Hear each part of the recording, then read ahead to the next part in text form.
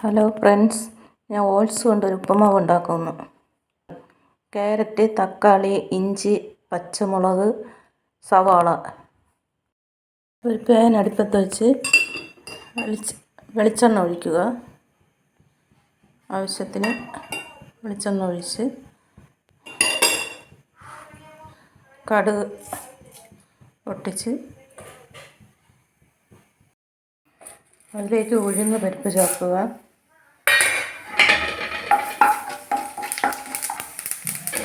ഒരു പച്ചമുളക് മുറിച്ചത്,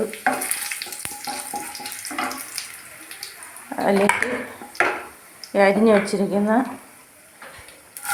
ക്യാരറ്റ്, തക്കാളി, പച്ചമുളക്, ഇഞ്ചി എന്നിവ ചേർത്ത് ഇളക്കുക. ആവശ്യത്തിന് ഉപ്പ് ചേർത്ത് കൊടുക്കാം. ഈ വെജിറ്റബിൾ എല്ലാം വെന്ത് വരുമ്പോഴത്തേക്ക് നമുക്ക് ഒരല്പം വെള്ളം ഒഴിച്ച് കൊടുക്കാം. വെള്ളം ഒഴിച്ച് ഓട്സും ഇട്ട് കൊടുക്കാം. ഒരു 2 സ്പൂണ് തേങ്ങ ഇട്ട് കൊടുക്കാം. മിക്സ് ചെയ്ത്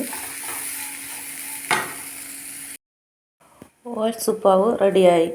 നിങ്ങളും ട്രൈ ചെയ്ത് നോക്കണം. നല്ല സ്വാദായ ഉപ്പുമാവാണ്.